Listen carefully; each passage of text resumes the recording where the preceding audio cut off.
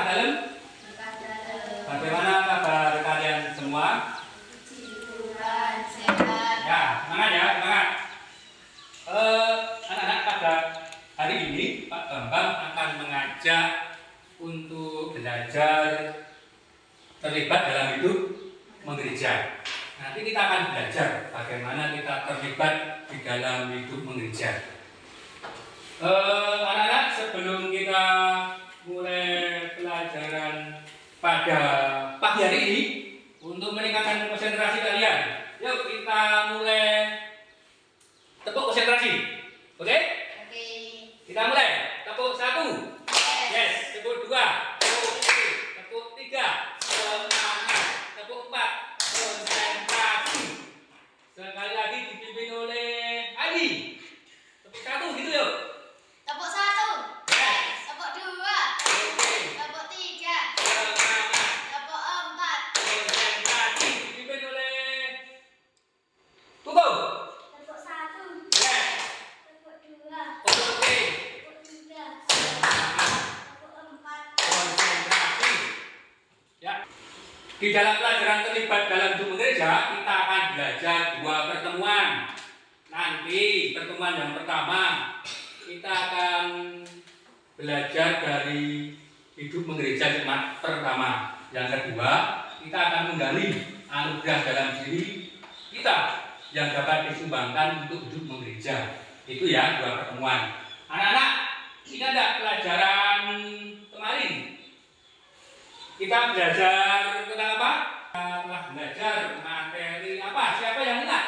Apa? Ini? Hidup bersama yang dijiwai Roh Kudus. Ya, betul. Apa kira? Hidup bersama yang dijiwai oleh Roh Kudus. Nah, minggu kemarin kita telah belajar hidup bersama yang dijiwai oleh Roh Kudus. Anak-anak, hari ini siapa yang tidak berangkat? Semuanya berangkat ya?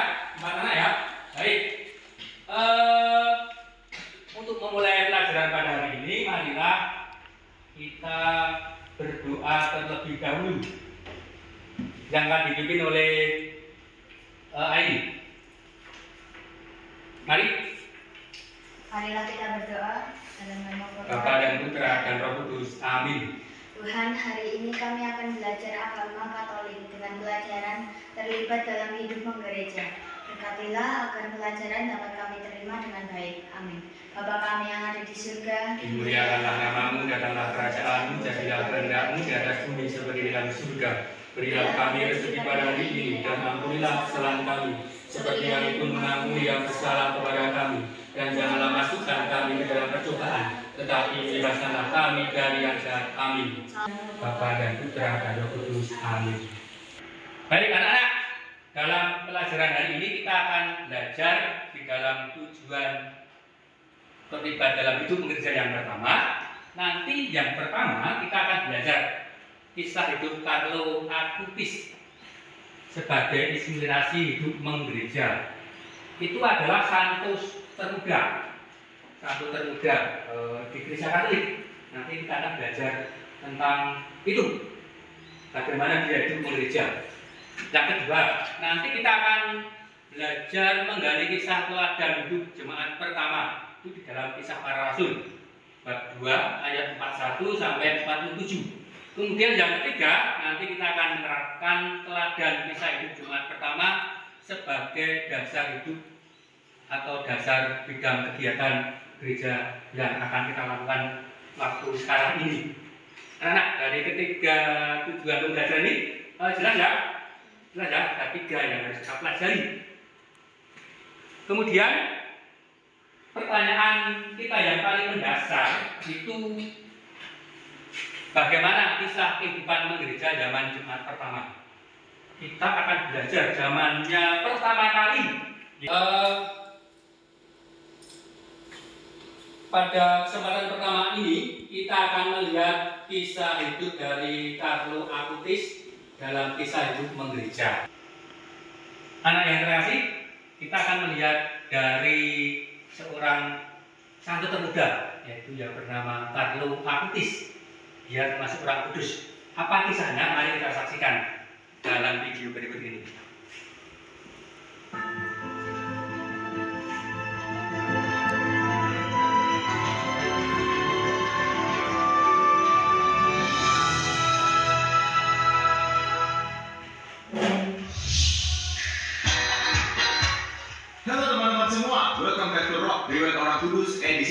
16 Oktober.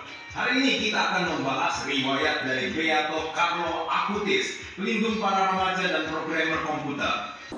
Setelah Carlo menerima komuni pertama, ia mulai membaktikan dirinya kepada Tuhan dalam misa setiap hari. Bahkan dia mengaku dosa setiap minggunya, guys. Kalau kita pikir-pikir, mungkin orang tua Carlo ya yang mengajaknya misa. Ternyata keliru, guys. Justru dia sendiri yang terpanggil untuk hadir merayakan misa. Di kemudian hari, dia ternyata berhasil juga dalam tanda kutip menyeret ibunya untuk ikut misa harian. Padahal Antonia mengakui kalau sebelumnya ia hanya misa itu saat komuni pertama, krisma, dan pernikahannya. Gokil banget ya. Kecintaannya pada Tuhan lewat doa-doa dan devosinya nggak membuat dia jadi ancos atau malah sombong, guys. Carlo secara nyata mengasihi sesamanya dengan sepenuh hati, dengan menaruh perhatian ekstra kepada teman-temannya, khususnya mereka yang disabilitas dan juga yang orang tuanya bercerai. Kekayaan keluarganya juga gak membuat dia berfoya-foya dengan pakaian bermerek. Dia justru senang berinteraksi dengan para fakir miskin dan orang-orang di jalanan. Carlo menunjukkan kepada kita, guys, kalau kekayaan itu sebenarnya bukanlah hal yang jahat, tapi hasrat untuk menyimpan dan memperluas kekayaan 13 di Milan. Di masa ini, ia belajar mengenai pemrograman komputer, sehingga ia sangat ahli dalam berselancar di dunia IT, guys. Nah, teman-teman generasi 90-an pasti tahu dong benda ini apa. Yap, ini adalah PlayStation, dan Carlo ternyata juga suka main video games ini loh. Tapi walaupun dia sangat menyukai main game, dia membatasi dirinya sendiri untuk bermain hanya 1 jam setiap minggu. Uniknya lagi, di saat anak-anak muda lain mengakses internet untuk chatting, main game, nonton, nah Carlo Acutis justru memanfaatkan kemampuannya dalam dunia IT untuk membuat website miracolievaristici.org. Website ini berisi katalog dari setiap mukjizat ekaristi yang dilaporkan di seluruh dunia.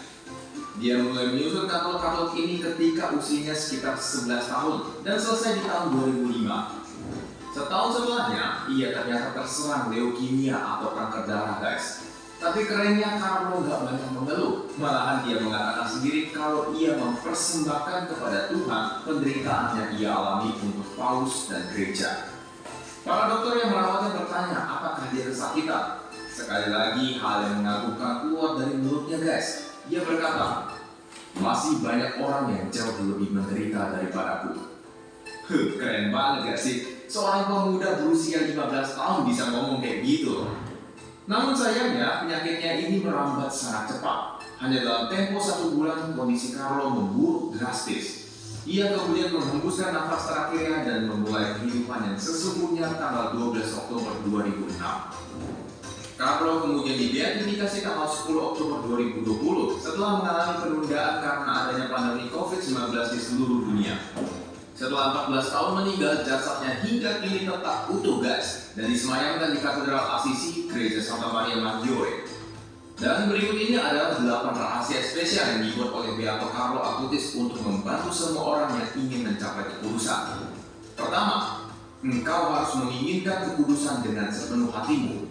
Bila keinginan ini tidak muncul dari lubuk hati terdalam, mohonlah hal itu kepada Tuhan.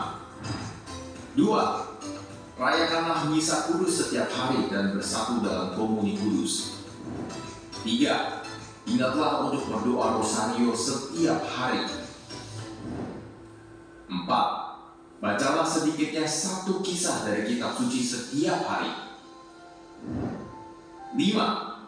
Bila engkau bisa meluangkan sedikit waktu untuk memuja Yesus yang sungguh hadir dalam sakramen Maha Kudus, engkau akan melihat bagaimana hal ini dapat meningkatkan kekudusanmu dengan cara yang luar biasa. 6. Pergilah mengaku dosa setiap minggu, bahkan akukanlah dosa-dosa yang kecil. 7. Mintalah kepada Yesus dan Bunda Maria kemampuan untuk menolong orang lain dan persembahkanlah karyamu itu kepada Yesus dan Bunda Maria. 8. Mintalah malaikat pelindungmu untuk selalu membantumu, sehingga malaikatmu menjadi sahabat terbaikmu.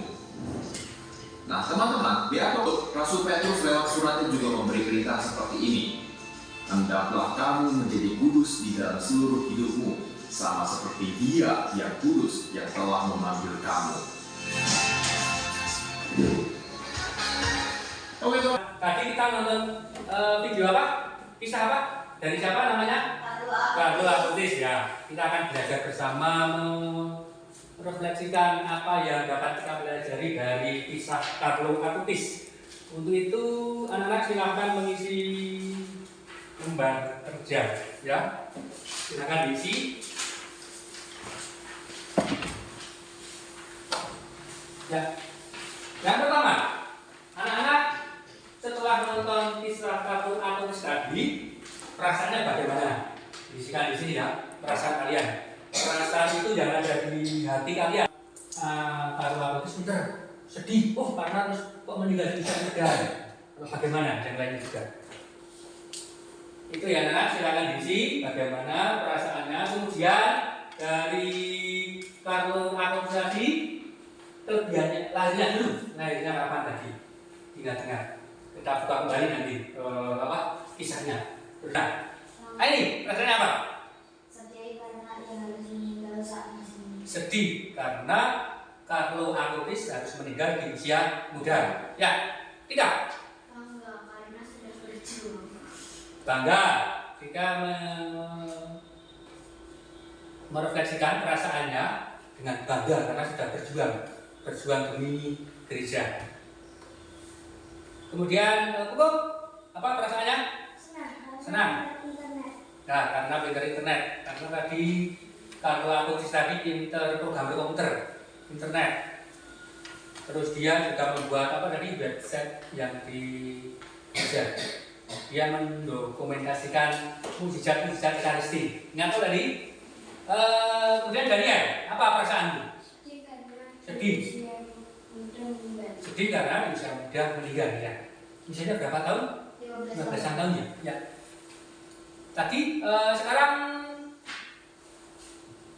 kelebihan dari Carlo Acutis.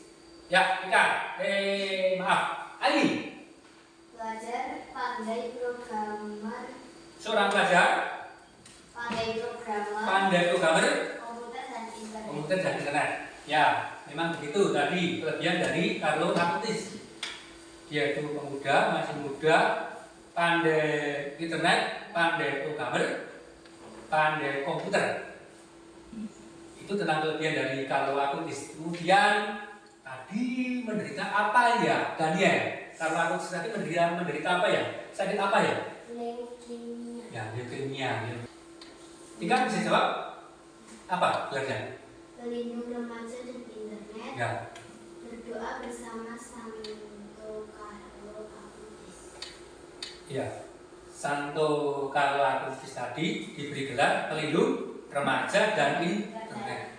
Jadi kita semua kan sekarang kan kita itu generasi apa? Hidup di generasi Z atau generasi milenial. Jadi kalau berdoa supaya kita tuh menggunakan IP dengan bijak, menggunakan handphone dengan baik, menggunakan handphone dengan benar, menggunakan komputer dengan benar. Kan menggunakan komputer atau handphone bisa untuk yang jahat. Supaya benar, supaya bijaksana, kita harus berdoa kepada siapa? Carlo Acutis tadi. Dia seorang santo pelindung internet, pelindung programmer komputer. Nah, baru kalau sekarang loh ada santo pelindung internet. Ya Santo Carlo Acutis, aku berdoa denganmu semoga aku selalu bijak dalam menggunakan HP. Nah, seperti itu mulai sekarang. Tiap hari kita menggunakan HP, tidak bisa lepas.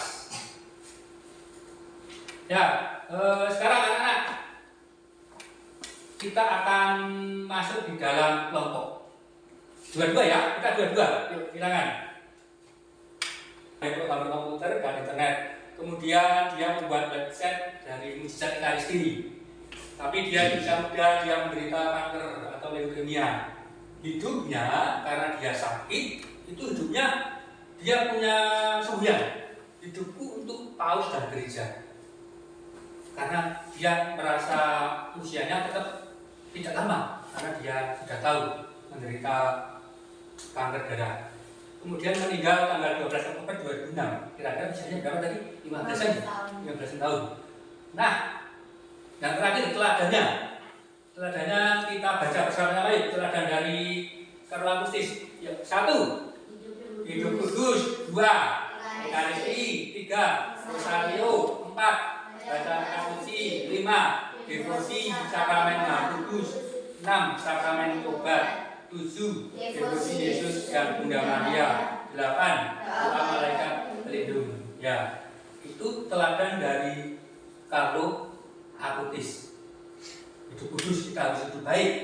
Ekaristi, kita harus rajin ikut ekaristi tiap seminggu sekali atau misa harian. Dan ketiga, rosario, kita harus rajin doa rosario. Natal dan Paskah itu kita melakukan sakramen tobat. Sakramen tobat itu dengan mengaku dosa. Karena kita percaya sakramen itu tanda keselamatan. Jadi Tuhan turun di dunia, dibatikan oleh Romo. Jadi pas ngaku dosa itu di dalam sakramen tobat, Romo itu tunggal. Karena apa? Karena sakramen itu tanda keselamatannya Tuhan. Itu. Doa malaikat pelindung, tahu tak? Doa malaikat pelindung, misalnya Santo Santanya Baptis, itu malaikat pelindung. Pokok Santo siapa? Baptis ya? Santo Yohanes. Itu berarti malaikat pelindungnya Santo Yohanes. Nah ini? Valentina. Tika? Scholastica. Daniel? Yohanes. Yohanes ya, itu berdoa kepada malaikat pelindung. Baik anak-anak, bisa lihat? Bisa. Berikut ini kita akan belajar dari jemaat perdana.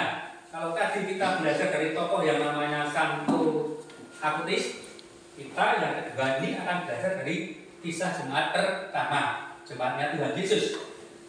Mari kita baca bersama-sama yang ganjil nanti yang laki-laki, yang genap perempuan. Itu ya. Mari kita mulai. 1, 2, 3 bersama-sama dulu. Kisah jemaat pertama. Yuk laki-laki. Orang-orang itu mulai dibaptis dan pada hari itu mereka bertambah kira-kira 3.000 jiwa. ya, perempuan. Mereka bertekun dalam pengajaran rasul-rasul dalam persekutuan, dan mereka selalu berkumpul untuk memecahkan roti dan berdoa. Maka ketakutanlah mereka semua, sedang rasul-rasul itu mengadakan banyak mukjizat dan tanda. Dan semua orang yang telah menjadi percaya tetap bersatu, dan segala kepunyaan mereka adalah kepunyaan bersama. Dan selalu ada dari mereka yang menjual harta miliknya, lalu membagikannya kepada. Dan sehati mereka berkumpul tiap-tiap hari dalam bait Allah. Mereka memecahkan roti di rumah masing-masing secara bergilir dan makan bersama-sama dengan gembira dan dengan tulus hati. Sambil memuliakan mereka disukai semua orang, dan tiap-tiap hari Tuhan menambah jumlah mereka dengan orang yang diselamatkan. Demikianlah sabda Tuhan. Syukur kepada Allah. Dalam kesempatan ini kita akan belajar dari sikap hidup jemaat pertama. Untuk itu silakan dipahami di dalam Alkitabnya. Dibuka Kisah Para Rasul bab 2 41 sampai 47. Dan Pak Bambang akan mengasihkan lagi mapping yang telah Pak Bambang sediakan. Kalian mengisi. Itu kira-kira pastinya ada 5 sikap hidup jemaat pertama. Kita isi 1 sampai 5 dengan membaca kisahnya. Jelas anak-anak? Ya. Silakan. Ini diisi dulu. Bisa sendiri. Terus nanti kalau sudah diisi, kita tuliskan di kertas yang besar. Ya. Itu kisah-kisah hidupnya dari jemaat pertama itu apa saja?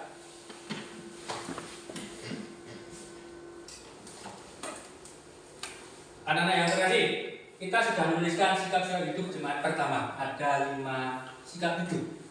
Setelah kalian menuliskan, nanti kalian akan mempresentasikan di depan teman-teman. Kalian itu yang tertulis coba dipindahkan ke sini. Bebas saja. Nanti bisa membuat lingkaran-lingkaran, ada digambar ya. Ini keterangan sederhana saja. Ini keterangan sederhana oleh kotak ya ditulis ya yang sudah kalian tuliskan di kertas ini. Ditulis. Tutup dulu. Warnanya bebas ya. Dituliskan mengikuti pola ini mapping namanya. Ya. Bulat-bulat bisa, kotak-kotak bisa, atau tulisannya dulu aja langsung nanti bulat-bulat. Ya. Itu ya. Jelas kan, Nak? Jelas. Kita mulai dari tengah dulu, kita tuliskan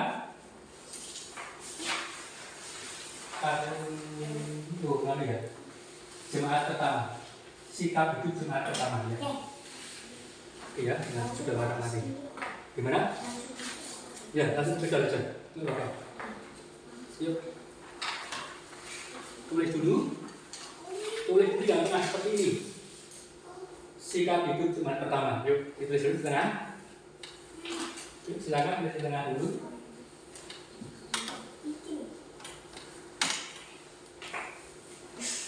Boleh digulati dulu, boleh di kotak atau tulisannya dulu ya. Dimulai dari tengah.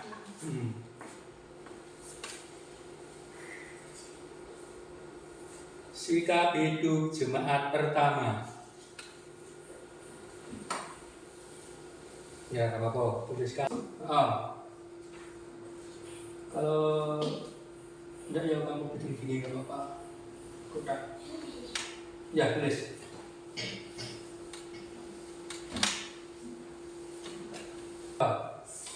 Nah. Terus yang samping-sampingnya ini apa ya? Ini nomor 1. Kisah hidupnya apa? Jemaat pertama itu 2. 3 di bawahnya, 4 di atasnya, 5 di bawahnya lagi ya. Jadi ini 1, 2, 3, 4, 5 gitu ya. Paham ya? Dituliskan sikap-sikap hidupnya jemaat pertama. Misalkan yang mana gelap ya kalau tulis supaya terang tulisannya.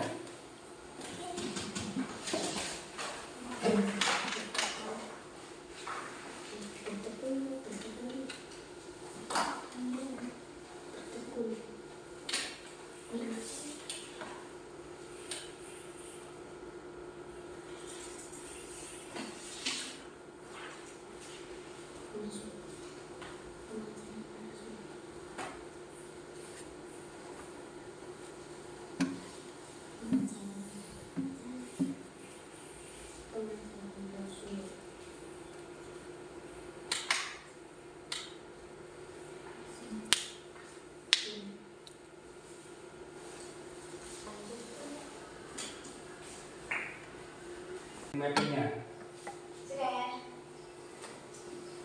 Buat angka mana? Angka yang mana gelap?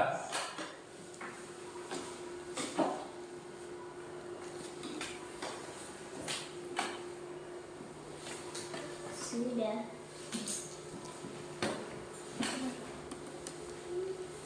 Ini kasih mana? Udah. Sudah.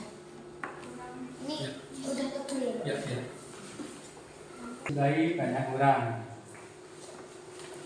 Nah, sekarang kamu tulis memecahkan roti dan berdoa itu zaman jemaat perdana ada kisah seperti itu. Kalau sekarang kamu tuliskan kira-kira sekarang itu apa saja yang dilakukan oleh umat zaman sekarang.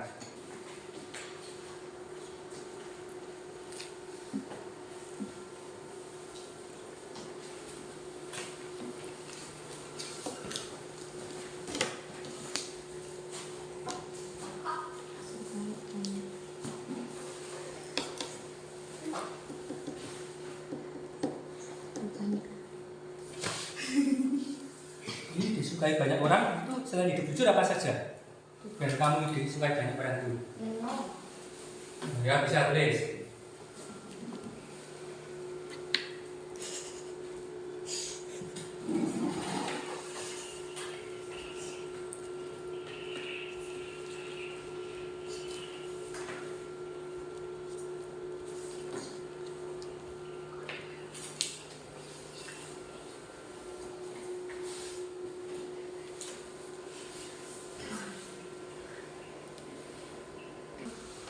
Anak-anak, apakah sudah dituliskan semua dari sikap-sikap hidup jemaat yang pertama? Sudah. Ya.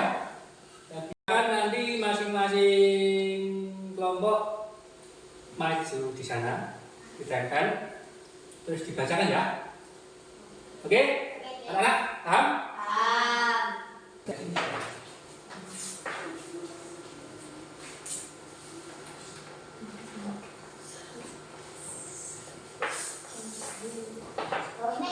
Bawahnya ya, supaya bisa dibaca. Yang 3 dan ini silakan dibaca. Tadi kan kita telah belajar sikap hidup dari jemaat pertama. Itu yang bisa sikap hidupnya yang bisa kita contoh apa saja. Yuk kita baca. Yuk baca. Ganti-gantian. Yuk dari ini. Sikap hidup. Yuk. Bertekun pengajaran Rasul. Terus? Berkumpul dalam persekutuan. Memecahkan roti dan berdoa. Saling berbagi, menolong. Disukai banyak orang. Ya, baik. Sekarang kelompoknya Daniel dan Koko, kamu bacakan. Baca, tulis sikap-sikap hidup, yuk. Sikap-sikap hidup jemaat. Pertama. Ya, pertama. Bertekun pengajaran Rasul. Berkumpul dalam persekutuan. Memecahkan roti dan berdoa. Saling berbagi, menolong. Disukai banyak orang. Ya, anak-anak. Tadi sudah jelas ya, ada 5 sikap dari jemaat perdana. Bertekun dalam pengajaran Rasul. Kedua, berkumpul dalam persekutuan. 3, memecahkan roti dan berdoa. 4, saling berbagi dan menolong. 5, disukai banyak orang. Nah, dari masing-masing 5 ini nanti kalian menuliskan lagi. Kira-kira di lingkungan kita atau di gereja kita apa ya bisa kita kerjakan? Contohnya misalnya memecahkan roti dan berdoa, mengikuti Eucharistia. Kita dapat bertugas kur, kita dapat bertugas lektor dan sebagainya. Oh, saling berbagi dan menolong, kita isikan bawahnya nanti. Oh, saling berbagi dan menolong itu kita menolong sama orang miskin, orang yang membutuhkan bantuan, kita tolong dan sebagainya. Itu anak-anak, jelas nanti kita sampai lagi ya. Pengajaran Rasul. 2 lingkungan, pelajaran dalam komuni, apalagi? Ya, silakan tulis. Pelajaran dia bisa. Ini nanti diberi kotak ya. Diberi kotak dan diberi garis. Kemudian punya 3 dan A ini disukai banyak orang. Itu mau tambahin lagi apa? Hidup jujur, saling menolong, siapa lagi? Hidup kasih. Ya, boleh tulis. Hidup kasih.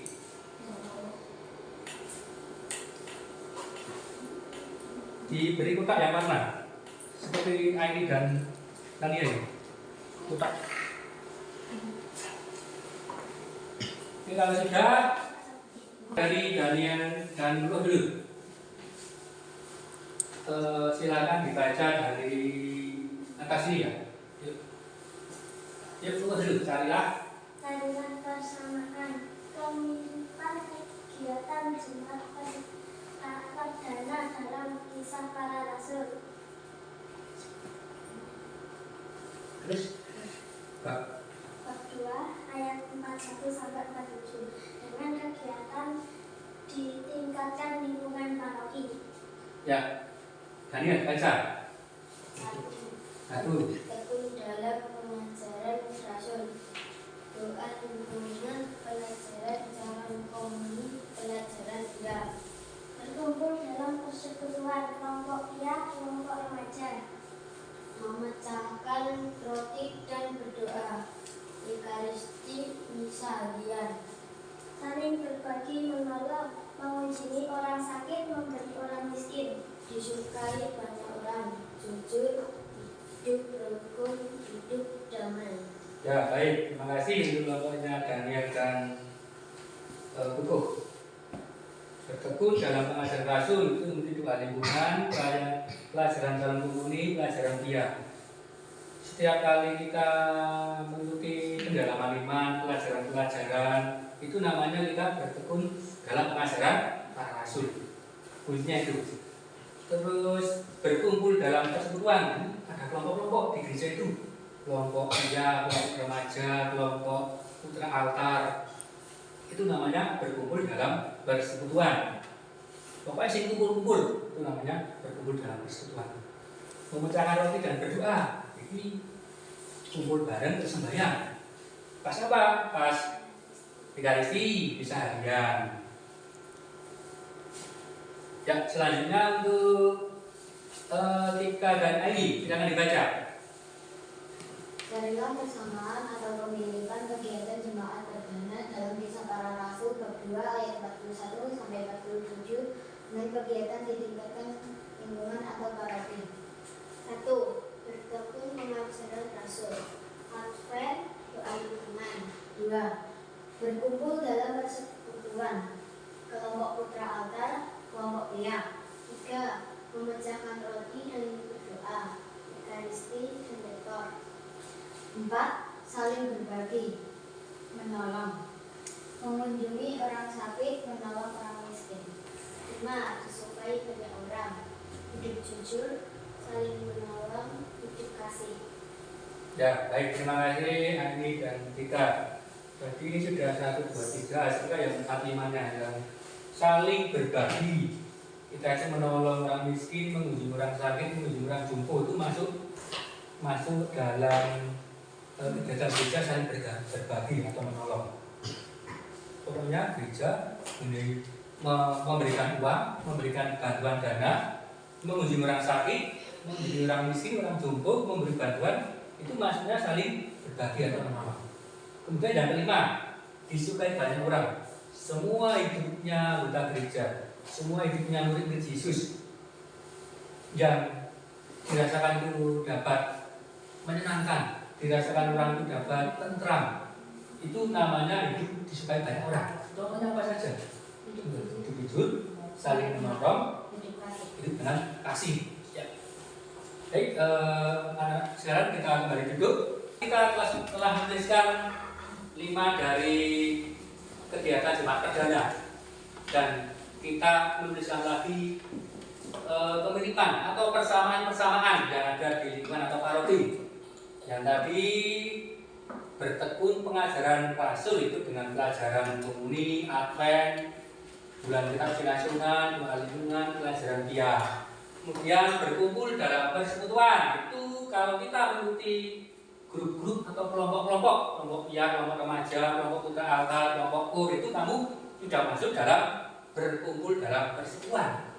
Kemudian yang ketiga, memecahkan roti dan berdoa. Kalau kalian semuanya di lingkungan atau di gereja mengikuti Ekaristi mingguan, mengikuti perayaan sakramen-sakramen, dan juga kamu bertugas sebagai lektor kur, itu kamu sudah mengikuti kegiatan seperti jemaat pertama tadi, memecahkan roti dan berdoa. Kemudian yang keempat, saling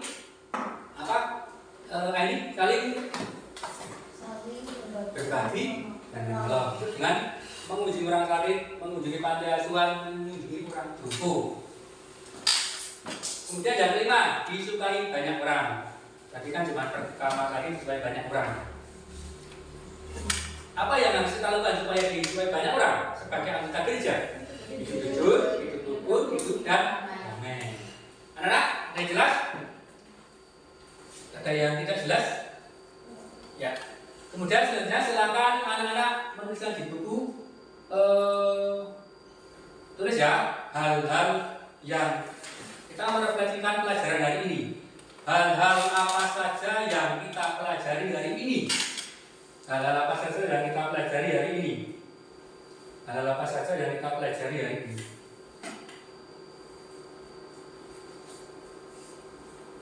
Hal-hal apa saja yang kita pelajari hari ini? Nah, kamu tuliskan, silakan. Belajar apa gitu.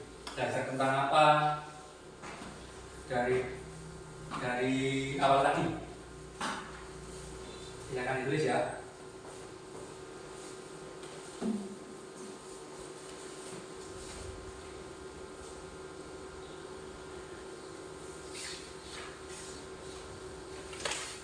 Silakan ditulis hal-hal apa saja yang telah pelajari, yang telah. Anak-anak, dari pelajaran hari ini apa yang dapat kalian ambil? Apa yang kalian pelajari hari ini? Coba, Tika.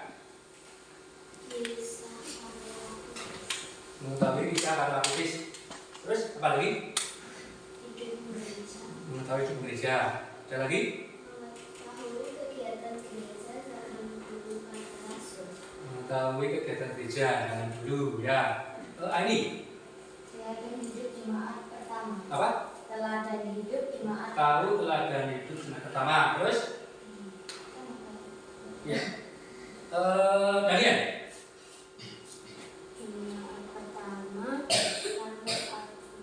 Karlo Karlo Agustis mengetahui kegiatan menggereja zaman dulu Rasul ya. Cukup? Ya, coba dibacakan. Ketika jemaat pertama Karlo Agustis mengetahui kegiatan zaman dulu para rasul. Ya.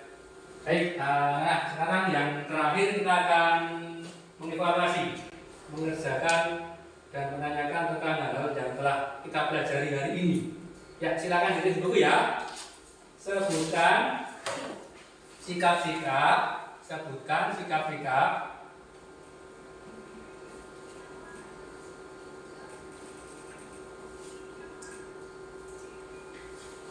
yang bisa, ini ya, tidak baca, yang bisa diteladani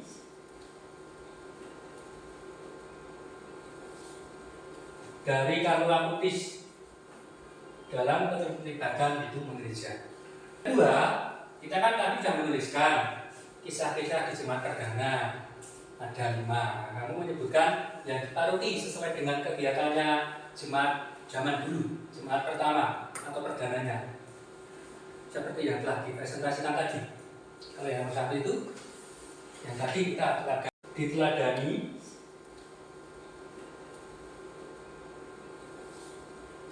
dari Karlo Agustis dalam keterlibatan hidup menggereja.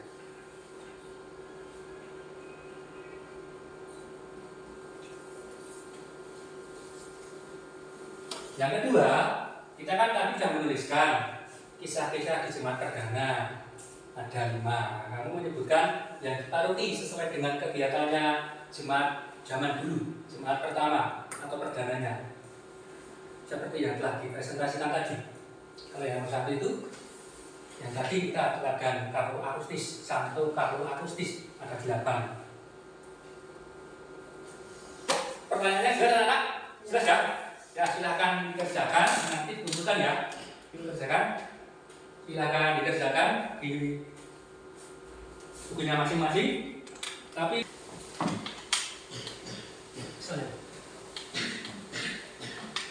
anak-anak yang terkasih, kalian sudah merefleksikan apa yang telah dipelajari hari ini dan juga sudah mengerjakan evaluasi hari ini nomor 1 dan nomor 2. Semoga kita sudah di ujung pertemuan yang pertama.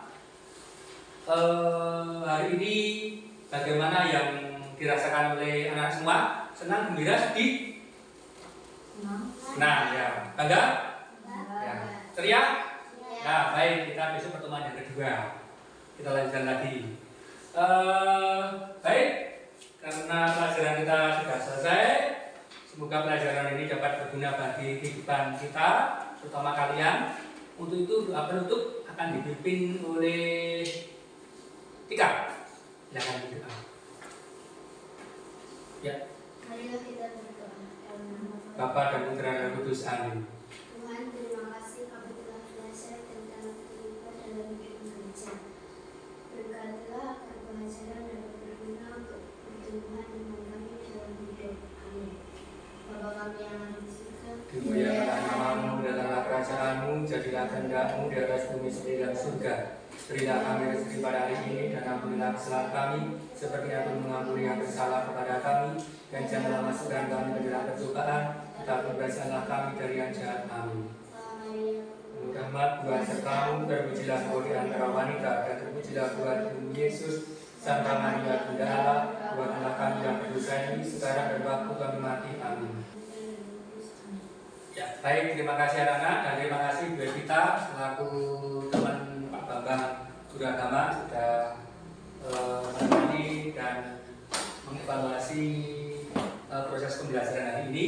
Mengucapkan terima kasih. Anak-anak sudah kami ucapkan terima kasih. Sampai jumpa lagi dan berkah dalam. Selamat siang. Selamat siang.